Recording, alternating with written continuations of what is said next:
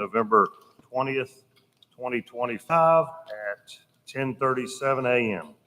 I want to thank everybody for coming out, and we got this we finally met over here in Newport News, so it's very nice that we've been trying to meet back and forth, and so it's taken a little while for us to get over here. And of course, I told them this morning I'm gonna need binoculars to see across the room. It's so massive. But as we move forward, and then we have a first and a second, just say your name and a first when you make a motion, and say your name for the second, so that we can get that in place. And the larger room might need a little bit more, background noise, so I want to make sure we're clear on that. So let's see. Any first-time attendees today who would like to recognize? Yes, sir. Bill Weber from Iowa County. I'm the Assistant County Administrator. Thanks, sir. Glad you came. Rob Coleman, Newport News City Council. Thank you, sir. Glad you came. Any others? All right, let's get things moving. We'll move into item number 2, and I need a motion and a second for the approval of the agenda today. Right here first. So moved, Tom Shepard. Tom Shepard. Second? Thank you. All in favor, signify by saying aye. Aye. Okay, that moves on. Public comment. Bob, do we have any public comment? Mr. Chairman, we received no public comments in advance of today's meeting. Is there anyone in the audience today that would like to address the HRTPO board? Seeing none, Mr. Chairman, I recommend we close the public comment period. Sounds good. Close that. All right, look at the executive director's report. Yes, so included in your agenda package is my regular executive director's report. As always, I'm happy to respond to any questions or have discussions offline relative to that report.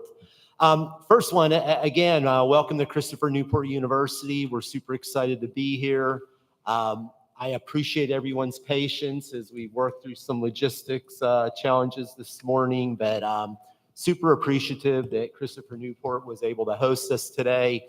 As an FYI, President Kelly from CNU will be addressing the HRPDC board at 12:30 today, and I certainly invite all TPO board members to stay around, hopefully have some lunch with us over the noon hour, and then stop in and hear President Kelly if your schedule will allow. So again, I hope the golf cart service worked okay. Some of you took a little longer walk on a cool morning, but I really appreciate everybody's patience and attendance today.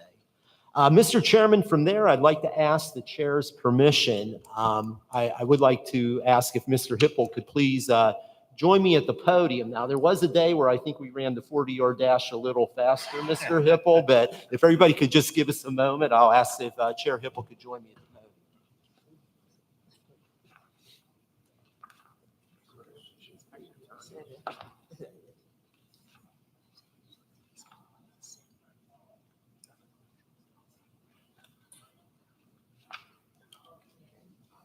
And yes, that is as long as it seems, right, Mr. Hipple?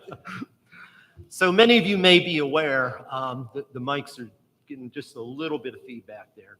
Sound good? All right. So as many of you may be aware, Chair Michael Hipple, James City County Board of Supervisor, made a decision earlier this year to not run for re-election.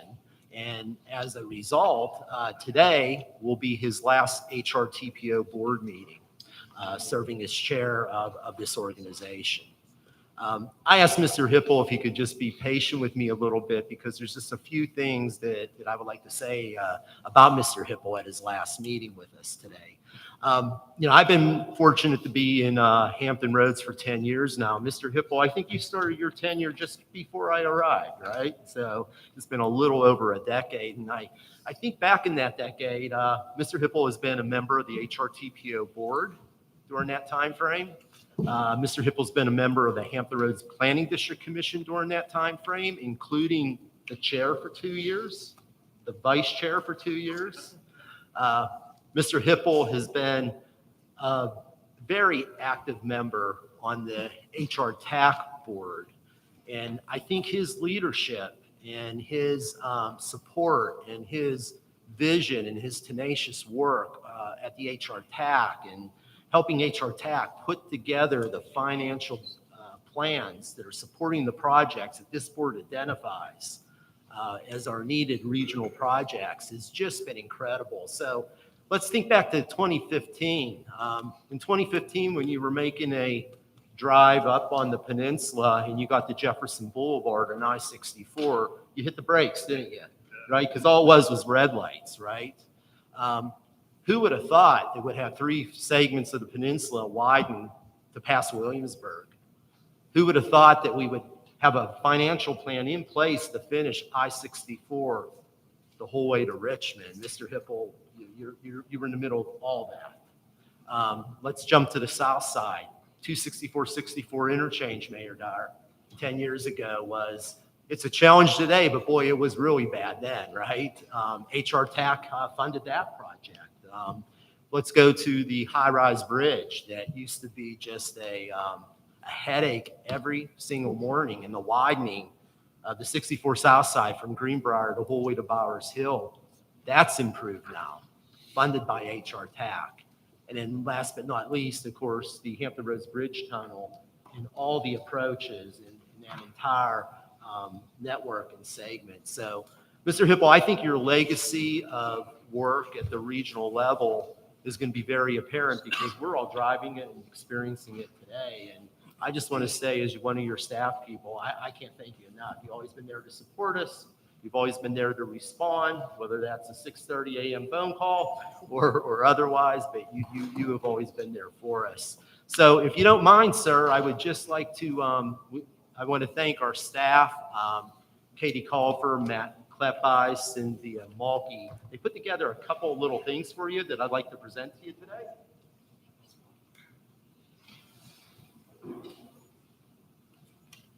So we'll start with this. There's just a few interesting gifts in there for you. As is customary, sir, we're going to give you a gavel with your name inscribed as the chair of the TPO, and of course your little mallet with the TPO emblem on it. So we'll stick that in there. And then we were trying to figure out, Kevin Page often says that the official flower of Hampton Roads now is the construction cone. So we were trying to figure out what we could give Mr. Hipple, and the only thing we thought that might be good was he's going to need his own special construction helmet, and we couldn't go with the white one. We thought we'd go gold, sir. So That's very nice. I will give the podium to you, sir, and ask if you had any comments for our board. Well, it's bittersweet, and y'all have done this. You came together as a region. You worked together. Everyone in this room and all the ones before this room, through all that time, have worked tirelessly in order to make the Hampton Roads region #1. There's not another organization that I know of that has done so much and come together. Not, when I got on here, it was a lot of, well, I need this and I need that. Slowly, y'all all came together, not because of me, because of y'all. Y'all came together and said, you know what? We can do a whole lot more as a group. And you started working as a team, and you stuck together, and you said, you know what? Maybe this part that we're doing today doesn't enhance James City County. Maybe it enhances Virginia Beach, but that's going to enhance us all as we move forward. And we all work together. And I just hope that this group, and I know it will, continue to stick together and continue their work, because each and every one of you are here because you care about your community, you care about the region, you care about transportation and planning, and you want to see us be able to take the money that the citizens entrust with us and move forward. And I want to thank you for giving me the ability to do the jobs that I've done and serve y'all, but y'all are the ones that have made this happen, not me, each and every one. And each and every one of you need a round of applause for all the hard work you've done.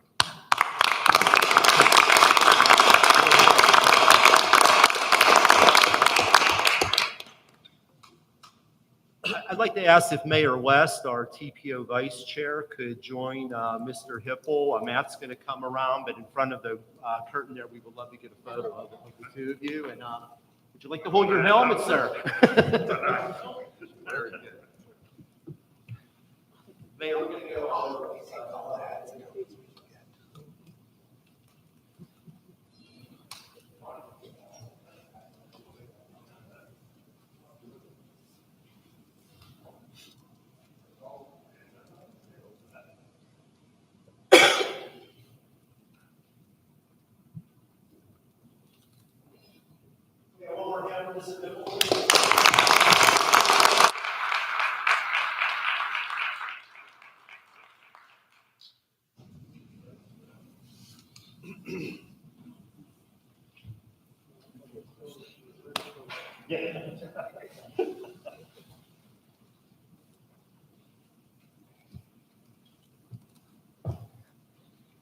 And it's not real gold.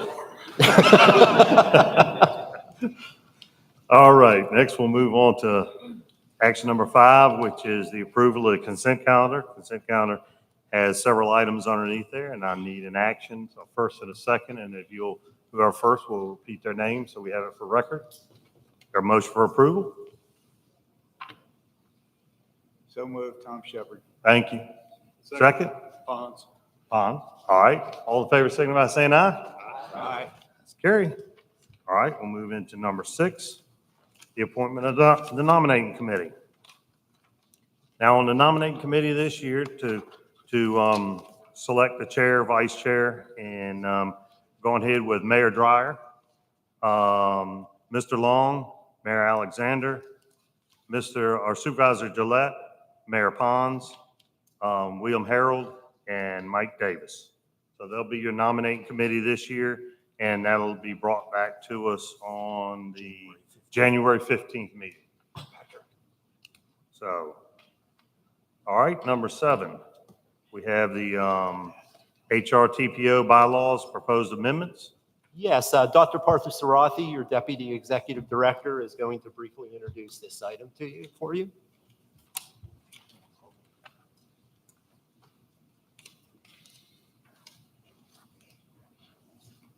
Good morning. Morning. This is a very quick update. Included in your agenda today is a proposed update to the HRTPO bylaws. The reason for this is, as you're aware, we completed the federal review last year and we received the final report in August. One of the comments made was our bylaws need to better clarify the voting membership since it slightly differs from the metropolitan planning area boundary. So what we've done in the agenda today, you will see it in track changes mode. The changes that we are proposing. As with our practice, we will also put this out for public comment. And then at the January meeting, we'll come back and ask the board for approval. Once approved, these updated bylaws will be on our website. And again, this is a comment made by our federal partners who are in the meeting today. And we just wanted to take a minute to let you know of this proposed update. With that, I'll take any questions. If not, I'll turn it over to you, Mr. Chair. Thank you. Any questions? Thank you very much.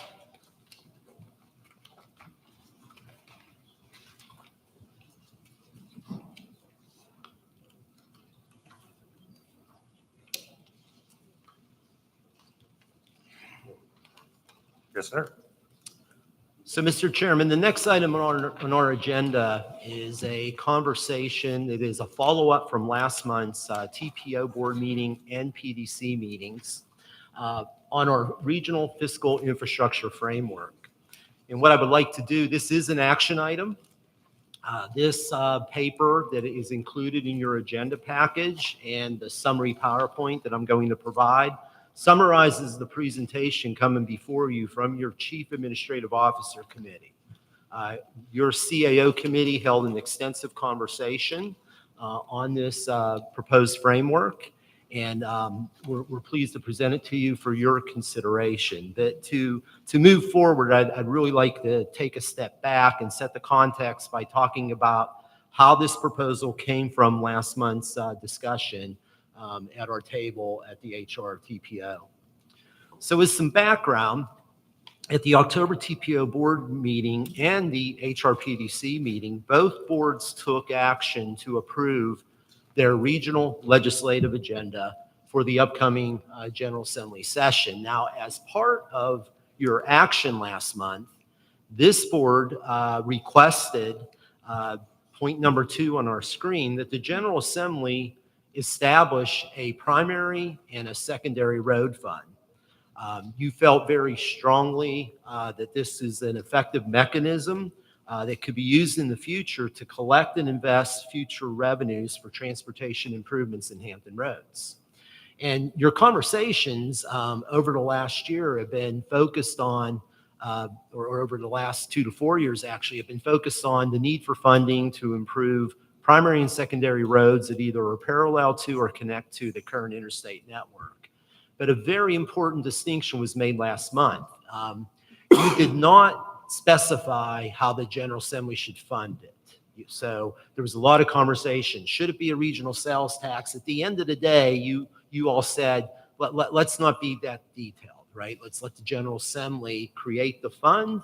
And if they have ideas for how to fund it, you could enter in those conversations. But your first step was, and Board Member Shepherd, I think you were the one that brought up and said, let's get the fund created. And in the future, if money becomes available, it'll be a place we can deposit and invest those monies. And that was what you decided was a critical first step.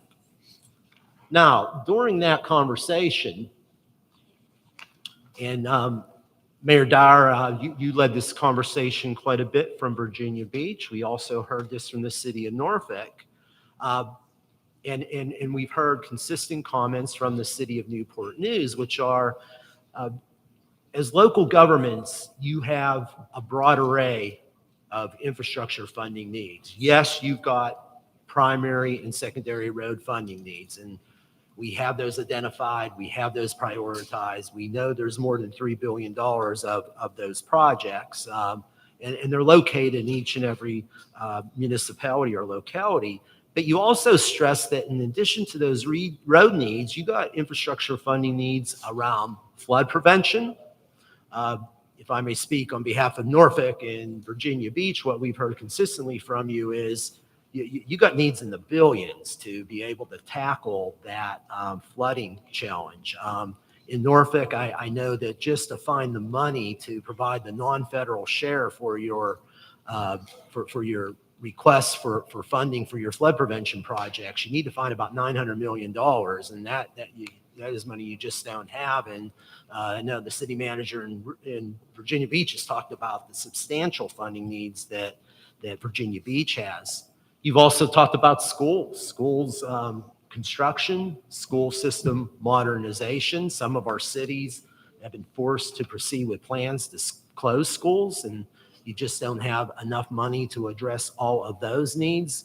We've talked about at this board the need for toll relief because of the impact that tolls are having on our residents and our businesses.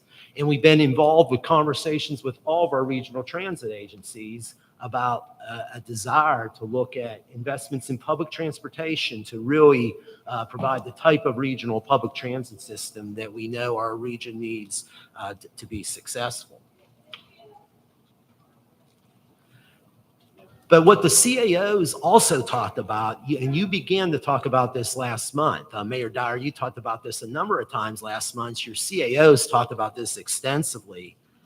But the current situation that you have with current tax structure just makes it very difficult for you as local governments to raise the money you need to do infrastructure projects, to be able to fund the type of essential government services and operations that you need to do to serve your residents. As Mr. Hipple just talked about, and we talked about all those regional transportation projects, let's be very clear on this, right? There are no federal grant monies in any of those projects. You all have raised with your own taxes here in Hampton Roads almost $6 billion to fund those generational set of regional interstate highway transportation projects. 93% of those dollars come from your local residents and businesses, 7% from the state government. So you stepped up in that regard. But what your CAOs talked a lot about are the substantial impacts of state-imposed tax exemptions on your ability to raise revenue and on your ability to advance infrastructure projects. That conversation really talked a lot about good intentions that began with the formation of these state tax exemptions, but it has evolved over the last decade and a half to the place where it is putting many of our member local governments behind the eight ball. You are having serious problems generating enough revenue to meet some of your needs. Just to put out a few numbers, I believe in Virginia Beach, state tax exemptions are about $50 million of impact per year.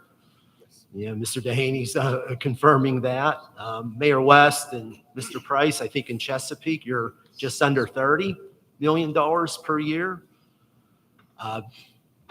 Mr. Wheeler, I heard you talk about that when you take your revenues and you remove the state tax exemptions, that you have a narrow margin between your revenues and your expenses that makes it very difficult to have a rainy day fund or reserves in place. And what the CAOs talk about is these are not unfunded mandates that are coming in the future. They're here, they're now, and there's a major problem. As you all know, you receive no income tax as a revenue source. Your primary source is really your real estate tax and your sales and use tax, right? And that gives you very limited options in terms of how you deal with raising local revenues. And when you stack these tax exemptions on top of that, it's going to make it incredibly difficult for you to be advancing infrastructure projects in transportation and flood prevention in schools or whatever other needs that you might have. So, Mr. Chairman, I would queue up this recommendation from your chief administrative officers. A potential path forward. Number one, stay firm on the request to the General Assembly to create the primary and secondary road fund. It's in the regional legislative agenda. We obviously would recommend we keep that there. You've not identified a funding source, but that gives us the ability to see what options the General Assembly might discuss. Number two, I have been directed to partner with the other planning district commissions in Virginia's crescent, Northern Virginia, Fredericksburg, Richmond, Petersburg area, Hampton Roads area, and Middle Peninsula. I will be holding a meeting with them to see if there is interest. Initial response has been incredibly positive in forming a coalition where we can go together to the General Assembly and ask for help with the state tax exemptions. Now, to be clear, some of those state tax exemptions are for important reasons, and we don't want to position it that we're against them. What we really need, though, is you need to be made whole as local governments. These state tax exemptions are difficult. One, the veterans exemption, of course, was approved as a constitutional amendment. But what we need is we do need you made whole with some type of a reimbursement from the Commonwealth, and that's going to need to be considered in the Commonwealth's budget planning efforts. Thirdly, we really think it's time to request the General Assembly undertake a comprehensive review and modernization of Virginia's tax system. Greg Grutendorf will tell you that this conversation's been around for over 25 years. We know it's not happening this session, but we know that we got to start this journey, and we got to start it together with the General Assembly. And all of that, we think, really starts to create a more forward thinking approach for infrastructure funding. So, Mr. Chairman, that is the recommendation that comes before you as endorsed by your chief administrative officers. Now, there is one item that I would like to bring to your attention, and then I'll forward over to the chair for his direction on how to proceed. Early this morning, we received correspondence from Delegate Benita Anthony. That correspondence has been copied for each of you and is sitting at everyone's place.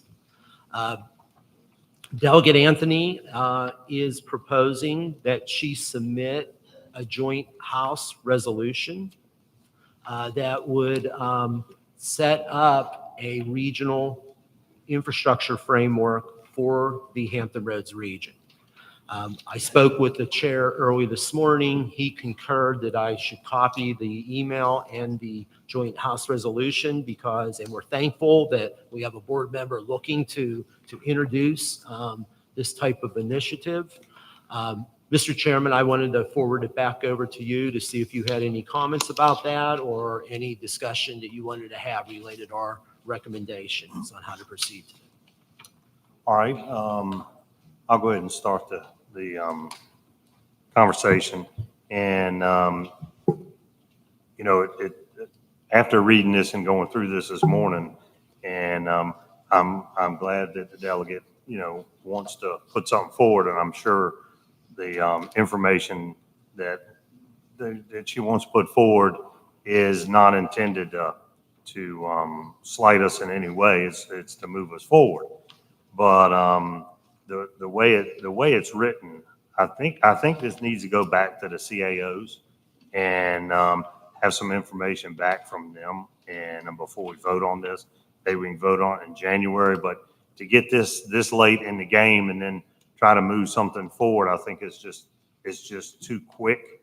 And there's some, to be frank, and y'all know I am, there's some information that may not be totally 100%. And I don't think that was anything to lead us in any direction. But I have seen more work done by this group than any group in my lifetime. And you can just look out on the roads and what we have planned and what we're doing and where we're going. I think if Richmond worked as well as a team as this group worked, I don't think we'd have half the issues we're dealing with now. And that's not pointing a finger at anybody. If I'm pointing a finger, it'd be at this group and how well y'all have all done, and the members before us and staff and everyone else, how well you've all done in order to make this region what it is. We're taxing ourselves. We're doing the work ourselves. We're putting transportation out there like never been seen in my lifetime. That says a lot. How many times did we wait in line and want to go somewhere and everything else, decided I'm not going to Virginia Beach. It's just a pain to go down there. Now, once we're finished, it's going to be a pleasure to ride down there. And it's going to promote everything in our region. And when we asked, I wish I'd have been at the other meeting, because when we asked about, hey, let's set up a secondary road fund, and we've been asking this for a while. I think in my opinion, we were hoodwinked earlier when this didn't go through, and I'll say it. And I think it's a daggone shame that it didn't go through, and it didn't give us that ability. And yeah, 84 million may seem to some people not a lot of money, but when you don't have any money, that's a lot of money. And there's a lot that we can do on our secondary roads. And like I've said in the past, if you're going to be a bear, be a grizzly. That's all I know. And sometimes it comes out in my thoughts and in my process of what I say and all that. I don't think anybody's trying to do anything wrong. I just think this path is not the right path. I think the path ought to be that we ought to get that 0.3 cent, make that penny whole and put it in transportation and put it in the infrastructure we need on our secondary roads. And it's going to help all of us. All of us have secondary roads. I've heard one comment that it's only going to help the counties. No, it's not. It's going to help all of us. It's not going to help the counties. We have to pay. We have to match in funds. I've got projects that are 10 and 15 years out that by the time it gets 10 or 15 years, the cost of it is going to be so high, we can't afford it now, much less then. So, you know, each one of us deal with that. And of course, the money's always tight, but we've always stuck together. That's what makes us strong. So that's my opinion on that. And that should go back, I feel, to the CAOs to look at this resolution and what's going on and let them vent it out for us, let them put it out and see what they think. But I want to open it up to discussion with the entire group and what the opinions the entire group has. So, you know, feel free to jump in and give me your thoughts. But now's the time. You're gonna be a bear, be a grizzly. Now's the time. Mr. Chair. Yes, sir. Yeah, I'm not quite sure I understood what you just said. And I'll be blunt, okay? There's a button here? Yeah. Where? Can you guys hear me Yes. on the Yep. far? Yep. All right. So, yeah, so are you advocating, you're saying we need to take this back to our councils, boards, to do what? To reevaluate what we're doing and what's going on, and especially what we received today, early on, the joint resolution, House joint resolution, and all that was sent to us this morning or midnight last night. Yeah, well, this is the first time I've seen it. Yeah, we just got it. So, I don't want to say, let's vote on this and let's recommend this if nobody's had a chance to review it, look at it, see what it says. It might be the right path, it may not be. But that's something I don't think we should react to today at this meeting. Okay, so I understand that part of it. My concern is this. This is not the first time we've debated this, okay? I mean, we've done this several times. The big concern and the reality that we face is that if we go back and we start putting parameters in this, all right, we're not letting the General Assembly do their job. And that was the concern. We got shot down. This should have happened last year. I think that all of us understand that. And so to go back and do the same thing again and expecting different results, I know it'll be a different General Assembly. But my point in all this is that this was actually a major step. Just like back in 2013 when we got our bill package that allowed us, with the governor come in and said, I don't want to hear from you guys anymore. Now you figure out what you're going to do, right? And we raised our own money. My concern here is that we don't get moving to establish this bucket so somebody can put some money in it. And it doesn't necessarily just have to be us. And we'll be sitting here next year debating this thing all over again. Many of the members in here have expressed concerns about us stating that, yes, the 0.3%, to make it a nice round 0.1% is an issue for them, okay? So to me, it's just getting the bucket established. And then maybe the General Assembly can come up. We didn't make any recommendations that we did on the first time, but we haven't made any this time other than just establish the bucket to drop the money in. Barry Knight came in with $400 or $500 million to establish that gap. Okay, that was the General Assembly doing their job. So I'm not sure going back to our boards and commissions or to the councils with just to say, hey, look, we're going to trying to establish the bucket, because most of us, if we haven't already, we should have by now. I've already talked to our boards and councils to get that part of it done. So I'm just got I got a hesitancy to stopping this. I just want us to proceed and just get this thing out in front of the General Assembly, let them do their job. Bob? Yes, if I may, Mr. Chairman, thank you. Mr. Shepherd and board members, I just want to clarify what I believe I heard Mr. Hipple say. Mr. Hipple's proposal does not impact where we're at with the primary and secondary roads. To your point, Mr. Shepherd. Well, that's what I assumed, that's what we were talking about. No. So he's sort of bifurcated and is going with two approaches with his approach. Number one is to endorse what I have up on the screen. This comes to you from the CAOs. It reaffirms the action you took last month. Let's ask for the primary and secondary road, not identify the funding source, right? We got consensus on that. And then the collaboration with the Virginia Crescent PDCs, the comprehensive review of the state's tax system to give us a forward approach to infrastructure planning, funding. And we're going to request action on that today. Right. What Mr. Hipple is referring to, not to go back to the local governments, but what he's referring to go to the CAOs is only the proposal we received from the delegate this morning. Just that. Would that be correct, Mr. Hipple? That's correct. So, and that's what he's saying, that we just received that he would like his professional staff supported by the TPO staff, to take a look at that together and then come back on January 15th with a more informed report. Would that be correct, Mr. Chairman?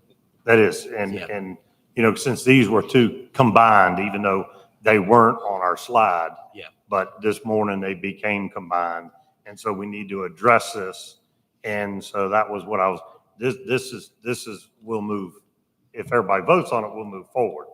And I just had a few comments on the source, the identifying the funding. I still think we missed it there, but it is what it is, and we're moving on with that. But what we received, the House Joint Resolution paperwork this morning, I think we need to have that reviewed and looked at before we make a judgment on that today. And that would be, we could have that looked at, reviewed, and get that to the January meeting. Right, and that would be reviewed by your CAOs. Right. And Mr. Chairman, I know the chair of your CAO committee is another commitment today, but the vice chair of the CAO committee, Mr. Price, is present and perhaps could talk about whether or not he believes that review could happen. Mr. Chair, can I finish up here, please, real quick? I appreciate the clarification. As long as we're not screwing with the first thing up there. No. Okay, that's what I get Talking real about sensitive. I this. get real sensitive about, obviously, right? Because we got to get that moving. I will tell you on this, in the quick couple minutes I've had to read it, I wondered, just on this, it sounds like we're duplicating the work that we're already doing. If we're not careful, we may end up cutting our own throats. Okay, I just did that. I mean, I did that, but I don't know what we were voting on here. This would be just, hey, okay, it's great, but the General Assembly's going to do what the hell they want to do anyway. Oh, yeah, they're going to do what they want to do, but with our recommendation or not. But we want to take this and send it back to the CAOs and let them review it and look at it and come back in January. Not this. We're going to vote on this and move that forward. But my 2 cents on that was just, I think we missed an opportunity for funding that, you know, and you know, when something's up there and it doesn't have funding, nobody's going to volunteer. I'll volunteer to put funding in there. What they're going to go is it doesn't have funding, move on to the next thing. So Right. Okay. I think we watered it down too much, but that's just my opinion. And I'm just one of many and many votes. So that was just my opinion on that one. But this other that got presented to us this morning or midnight last night is something I think we need to send back to the CAOs to review it, look at it, bring it to us in January. So we'll vote on this today. And then this one, will we need a motion on that, Bob, to take that to the CAOs? Yes, I would recommend two separate motions and actions. The first would be to take action to endorse the path forward as recommended by your CAO committee. And then after you do that, I would recommend an action to take the joint House resolution, send that to the CAO since they haven't seen that yet. We all just got it a few hours ago, and ask them to form that recommendation. Okay. Chris, would you like to respond? I was just going to say on behalf of the CAOs, I think that would be a very well thought out approach. We all did receive this earlier today. Not sure that everyone's had a chance to digest it, but I'm sure that the CAOs can take a look expeditiously and get a recommendation back to this body. Thank you. I appreciate that very much. All right. Mr. Chair. Any others? Yes. Yes, ma'am. Mr. Chair, I just have to mention that we are filing legislation right now in the General Assembly. We have a deadline to file the legislation. You may be able to amend it, but you're going to have to put something in before the 15th in order for us to even address it. So it can be amended, but we're going to have to file something. Thank you, Delegate. Thank you. Any others? But is somebody carrying this legislation that's being proposed here? Is this being carried by anyone or is it just on So, ours? so at this point, we are waiting to see if anybody will introduce the primary and secondary road fund bill. Obviously, last year that went through with no funding source, which would be consistent with this again. The collaborative effort with the PDCs, we are beginning to ramp up in the coming weeks, so we'll need to stop and see what the outcomes are of that. Obviously, that's going to be a multi-year approach. Delegate Anthony did her best to try to present a framework that reflected this, and that was her intent. I think that if we can get counsel from the CAOs and conversation, I believe that will, be very helpful to see if that submission might be able to advance, perhaps with some tweaks. I can tell you that the Hampton Roads Caucus meets on December the 2nd, and we are going to have at least one member of the CAO committee in front of the caucus, briefing them on the challenge of the state tax exemptions that day. And, so we'll keep that conversation and communication moving forward. Good. Okay. Any others? Everybody clear? Tom, you clear? I'm sorry. No, go I'm ahead. sorry, guys. I don't understand this. Is this the answer to that first? So Is that's this an opposed approach to that first bullet? Well, just to clarify, so that was just received by us. We hadn't seen it till a few hours ago. And what we are saying is we want to look into it in more detail, take that to the CAOs and come back with a recommendation. Bob, I don't understand this. I mean, I'm not stupid, but we're very told that we've got to meet the suspense. We know there's thousands of proposals going in. I hope you guys sit down and you look at this. You understand what this is, where the nuances are inside this. I'm surprised we just didn't, General Assembly did take the old one that they proposed last year and resubmit that. It's a whole different General Assembly up there. So, it was a good bill. So I'm real concerned because when I read this, it sounded like it was actually some sort of duplication of all our organizations, the HRTAC, the TPO, all these were being kind of funneled into this, and I don't want to see that happen. I want us to understand. Just get this damn thing, a bill up there in the General Assembly so they can vote on it. It's a different General Assembly, so let them. It was a good proposal. It was almost unanimously passed. It was just vetoed by the governor. That was the only thing that killed it. Mm-hmm. So I'm just interested in getting that thing done. Okay. I understand, and this action would advance that, Mr. Shepherd. This action would continue to ask for the primary and secondary road That one fund. will, but I'm not sure what Right. this is going to do. So that I can't speak on that behalf. I do think that we had a delegate that did their very best. Yeah, if I may, Mr. Chairman. Yes, sir. Yes, Mr. Chair, this is not the legislation. This is not the bill. The bills are being filed right now. We just started this week to be able to file the bills.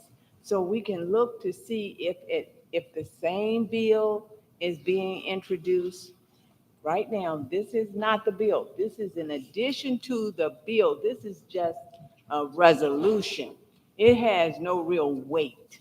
What you want is the legislation that was vetoed last year, if I believe I'm hearing correctly, and it may be because a lot of the bills that were vetoed are being reintroduced because there's a new administration.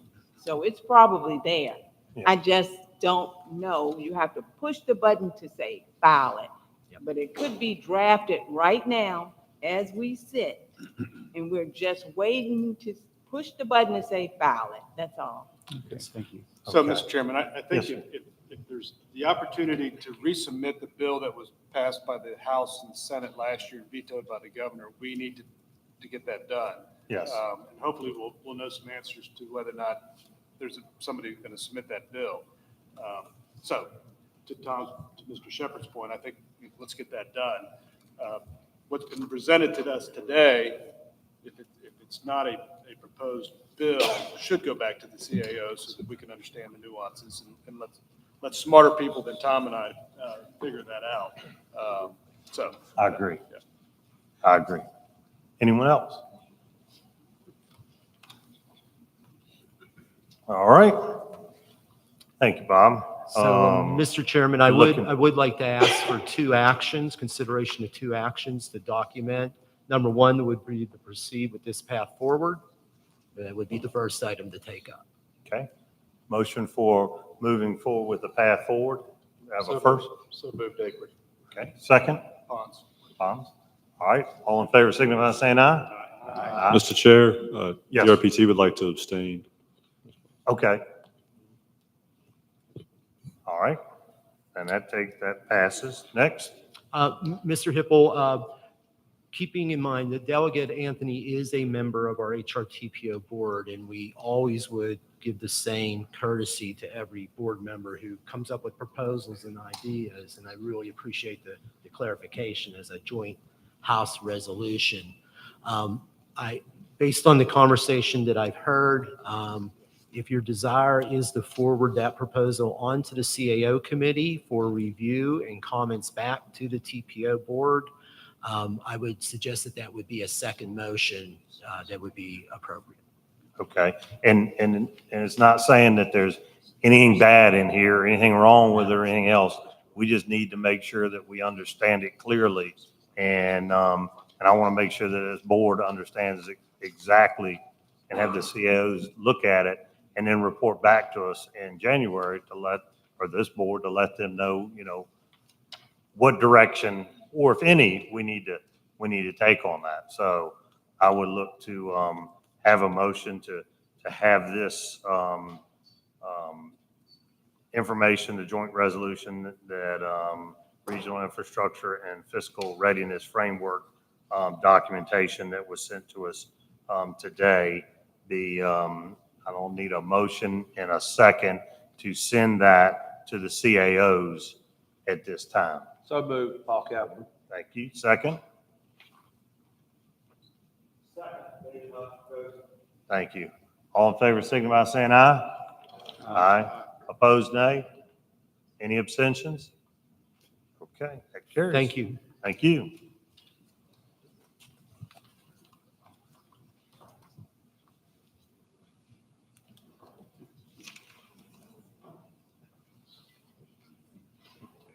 John's come forward. Long walk.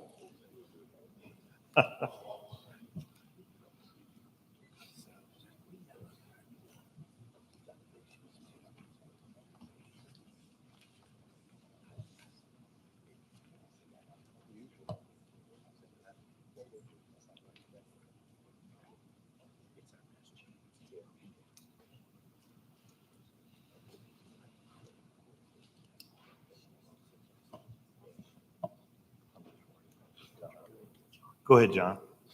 All right, thank you. Thank you. Just wait for my cue there. Yes, sir.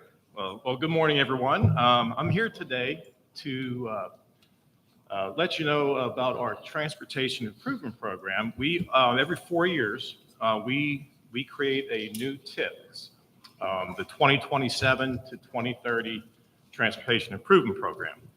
Now, there's a lot that goes into a TIP. It's every 4 years. There's a lot of work that goes into it, and today I'm just giving you a bit of an update. There's no action involved here, but kind of let you know what's going to be coming up in the near future.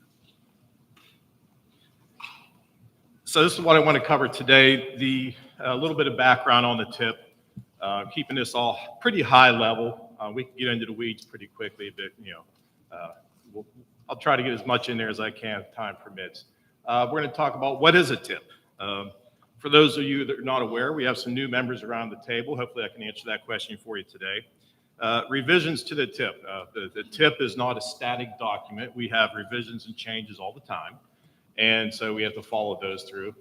And there's a new TIP and STIP development going on right now. I'll get into the details of that here in just a little bit. And then the last item here is stakeholder engagement. And I'll outline some of the ways that we can help you as we navigate in the TIP world, we'll say. These are the HRTPO core functions. These are the things that we have to do. It's mandated by federal regulation. Hey, trim my back. You guys recognize the audience too.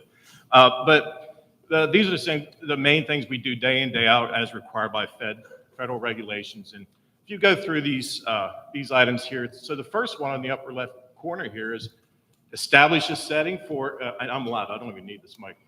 For regional decision-making. We're doing that right now in this beautiful room, and thank you to the folks here at CNU for providing this for us today. So it's such a big room here, we can't see across the room who's who, but I can just kind of see shapes. So we're doing that right now. So how we're doing on some of these other ones. We identify and evaluate transportation alternatives. We'll be doing that coming up here in January. We're looking for the TA set aside. It's a funding program for those alternatives. We'll see that again this early winter. Prepare and maintain a fiscally constrained long-range transportation plan. Dale Stiff is over here. Her and her team worked very hard on that, and she's come before you here recently to talk about that. And then develop a fiscally strained transportation improvement program. And that's kind of what we're kicking off here today for you. And involve the public in the transportation planning process. We're doing that right now. We do this all the time in all of our programs. We love to involve the public, and we document that. And the last item here, identify and monitor performance measure targets. That's Keith Nichols over here and his team. That's part of the work that they do, and he does a fantastic job with that as well. But these are things we have to do. These are things we do. These are things we're passionate about, things that we love to do. Now, it's a regional process, of course, and just kind of gives you a quick little high-level view of planning, programming, implementation. So the planning is done really throughout at all these levels. But we start with the long-range transportation plan, and that's from projects that are submitted by our stakeholders. Then once those projects are identified, in the TIP, this is where projects are paid for, and we obligate the money for them. In other words, the money's in the bank, we can write checks, spend that money, get these projects built. The last item here is we initiate the project, like if it's a study or something, and the projects get built. So that's the focus of the Transportation Improvement Program is to make sure that the tracking of a project and the scopes are identified and funding is identified as well. All right, so I can ask this question here to everyone in this room, and I think I get a different answer from just about everybody. What's a TIP? Well, some of you know, I think, but yeah, let's get into this just a little bit and see if this is what you thought it was. So here's our metropolitan planning area, and all of you are represented here. And you know, I hate to read things, but this is exactly how this has to go. So the TIP's a multi-year program. I mentioned it's a 4-year program, and it's for the implementation of transportation service projects in the Hampton Roads MPA. The current TIP is for 2024 through 2027. Now this is important here. It contains all federally funded or regionally significant projects that require an action by FHWA or FTA. And before a project can be built in this region, you all have to approve it being in these plans. So that's kind of what we're doing here with this new TIP that we're working on.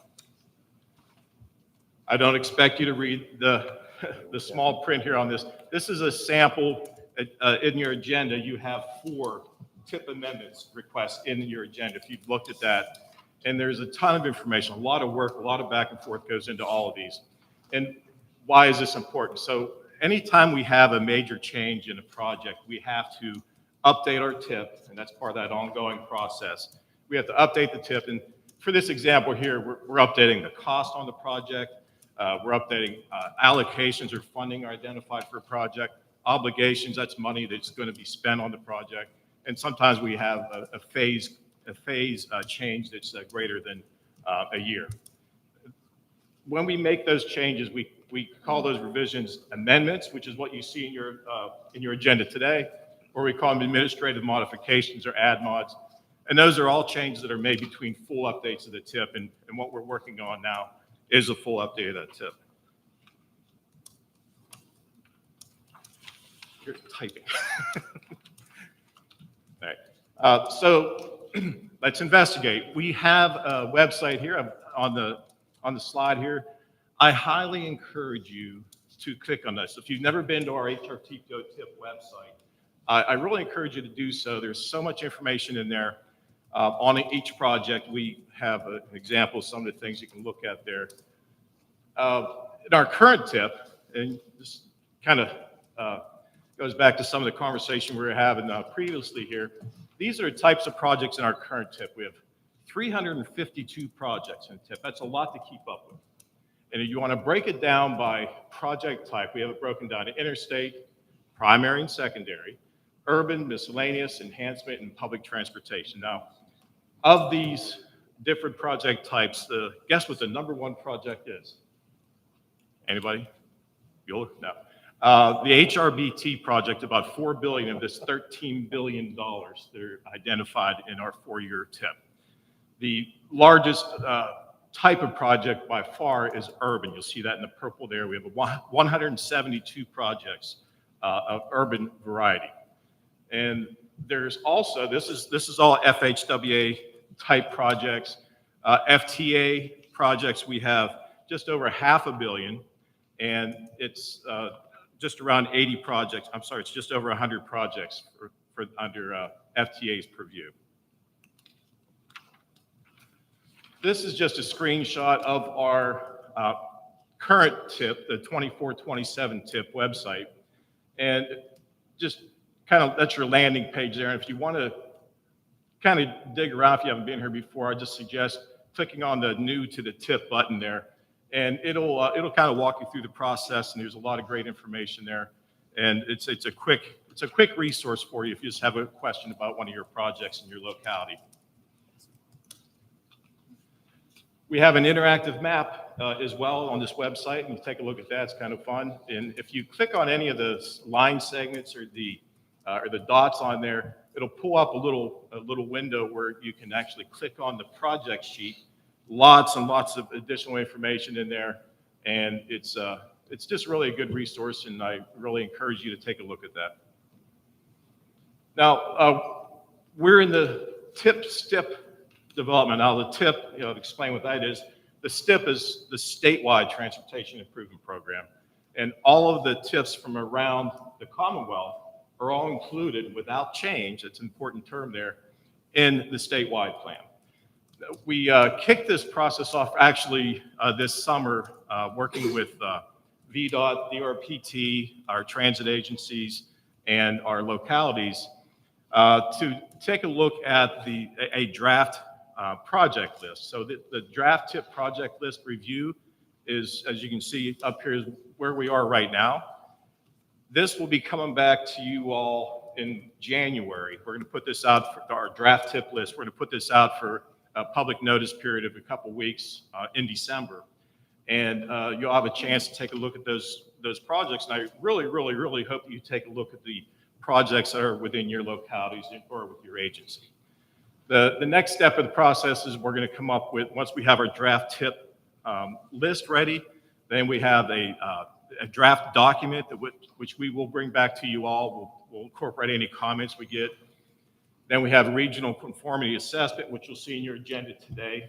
That's a current conformity assessment between full updates to the TIP. That's a little different, but we have to do this, and that could be a week or so seminar for you all if you want to dig into that a lot more, but information on that is available on our website as well. And then the final document is approved. It's incorporated into the STIP. And then at the end of the day, we get a conformity finding from FHWA, FTA, and we'll have a new TIP posted to our website required by regulation by October 1st of 2026. So a bit of a process, but we will get there by the end of the day in about 11 months. So the last item here is stakeholder engagement. We're here for you.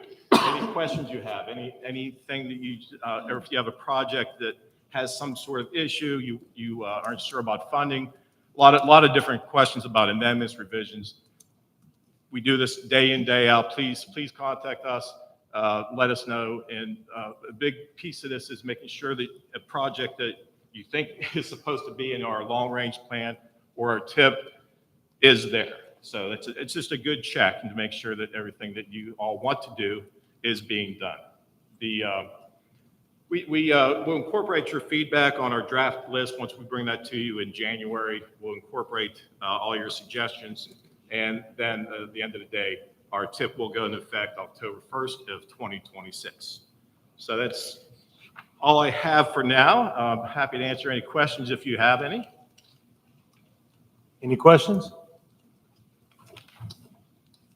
Mr. Chairman, if I may. So John's going to come up with a quick test on the tip and the stip for everybody. And I know this seems like a lot of detail, but the one thing I really like to stress, what you see here, if any of these steps are not addressed, if the projects are not accurately programmed, if the project cost amounts change and they're not incorporated into a tip amendment, if the programming process and all these backroom work aren't achieved, our projects stall. This process is very prescribed. Thought it was important for you to hear what John and his team do on a daily basis. But the one other thing I want to stress, your local transportation staffs, every one of your local governments are working with John and his team, John, on a daily, sometimes hourly basis on this. And our VDOT partners are right in there as well. And there's just so much detail that happens behind the scenes to keep the projects moving. So, John, congratulations on the great job that you and your team do. And that also goes to all your local teams, because they are watching the dollars and cents in all these projects, what's available and how to get them programmed. So, we keep our projects in transportation moving forward. This is a critical part of what makes projects move forward to construction and getting them complete for our residents. Yeah, thanks, Bob. Appreciate that. And if you do have any questions or emails up here, and Kathleen Graberger, she's not here today, but she's following online. But she's our tip specialist. A lot of you dealt with her in the past. She does a great job, and she really does live, eat and breathe this stuff here. So anyway, that's our contact if you need to get in touch with us. Thank you, John. All right, thank you. All right, before we go into the next, I want to turn it over to Bob. We have a public speaker that got here a little bit later, and of course, with the change in our venue and all that, we're going to make it so that that person will be able to give their comments to us. And Bob, if you'll introduce our. Absolutely. We are pleased to have with us today to address the HRTPO board, Andrew Stith. Mr. Stith is a resident of Hampton, Virginia. Our policy, of course, is 3 minutes for public comments. And Mr. Stith, thank you for being here today. I apologize for any inconvenience of finding the room, but really appreciate you addressing our HRTPO board today, sir. Thank you. Thank you. First thing, just to let you know that everyone doesn't have a car or a truck. I've been out of a car for 6 months, and I'm a disabled vet. First thing that I want to state, I was born and raised here. I'm also almost a 30-year vet, United States Army. Also, things I want to say is that I think that they should expand light rail, commuter trains, and ferries all through the state. Also, in the regions, buses, paratransit only can do so much. The military can only do so much for us veterans, especially when we get picked up and we in the long wait. Also, it's such a tourism area, we're losing so much money on non-transportation, getting to Williamsburg, getting to Jamestown, getting to all these areas. We're losing money, especially in this area, especially with people with disabilities, people with, the tourism during the summer. Also, I looked up the funding.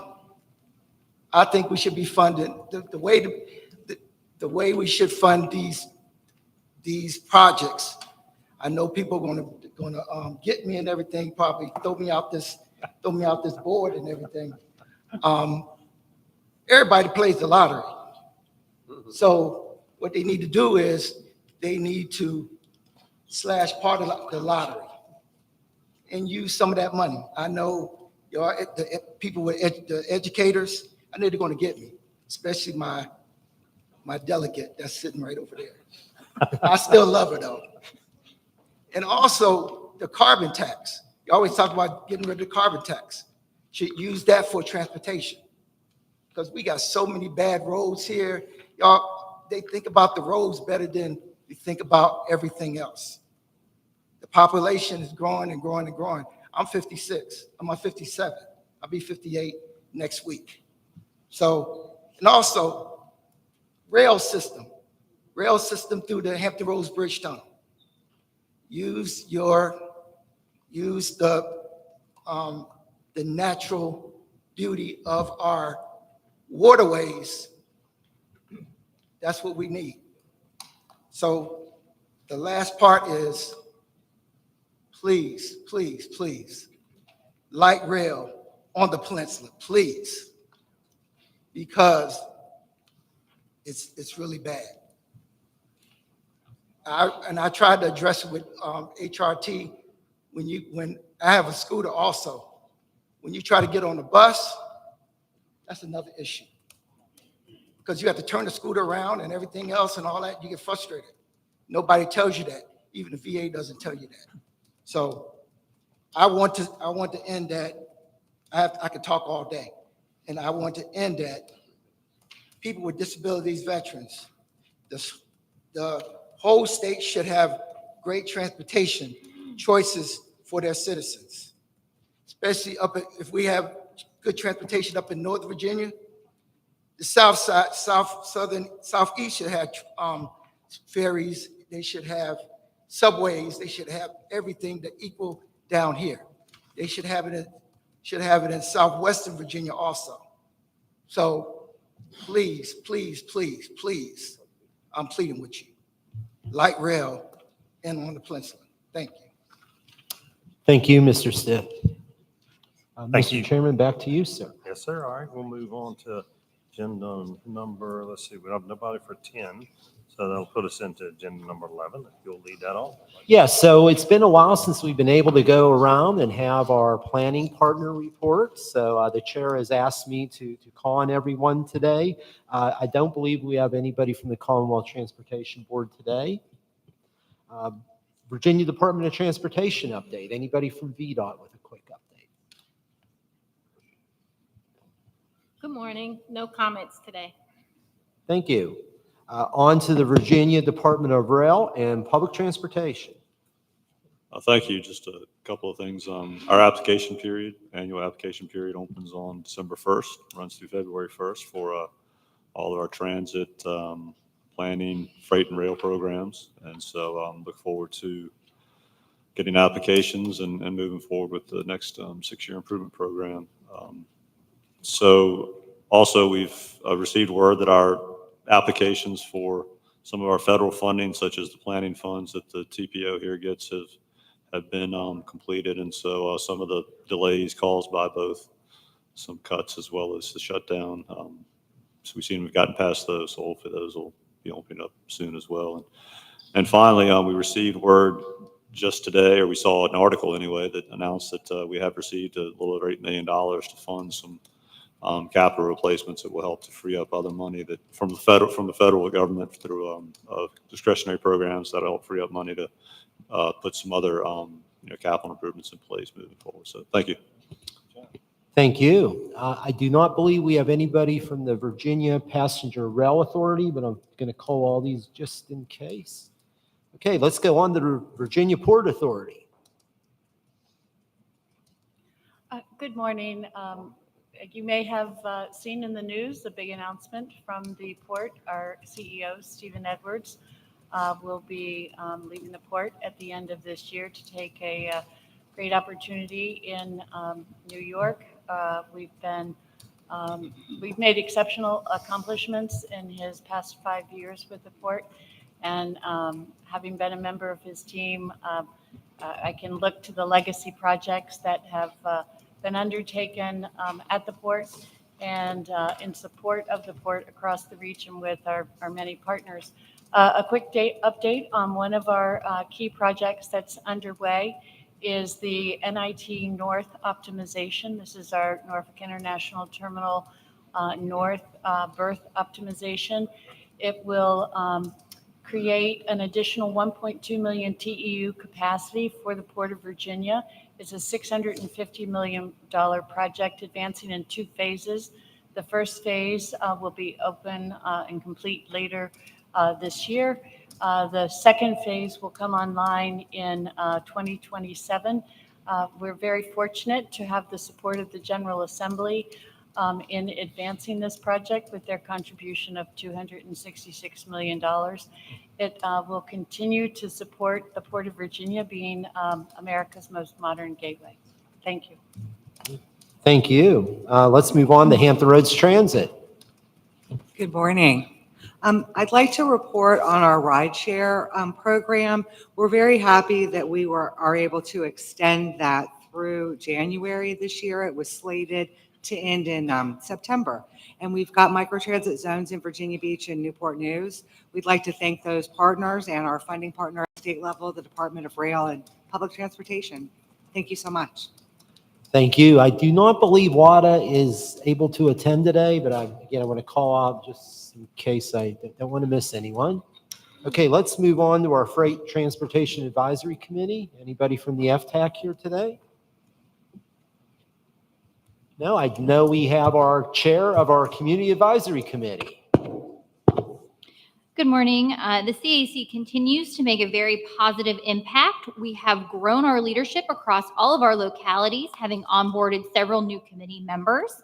And I want to express my gratitude to Quan, who's done a fantastic job through his leadership with really helping us grow the CAC this year.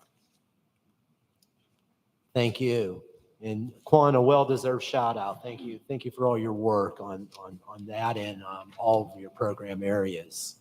Military liaisons. Any military liaisons who would like to give an update report today? No comments from the Navy. Very good. No comments from the Air Force. Thank you very much. Thank you. Anyone else? Okay, airport representatives. Any airport representatives who would like to give an update? Sure. Scott Denny with the Virginia Department of Aviation. No comment at this time. Thank you. Norfolk International. Good morning. Just our normal report of we continue to be pushing forward on our capital improvement program. You've probably noticed a lot of activity going on that front. We will have a couple of new facilities coming on board right after the first of the year. Our new international arrivals facility is going to be timed to open on the day that we initiate our first international flight to Cancun, which will be on January 10th. So that's coming along very nicely. We just received notice that American Airlines is going to be moving into our new gates that we are going to be finishing up in March as well. So that's good news as well. We continue to grow as we have in the past. We were about 2% above last year in terms of our growth.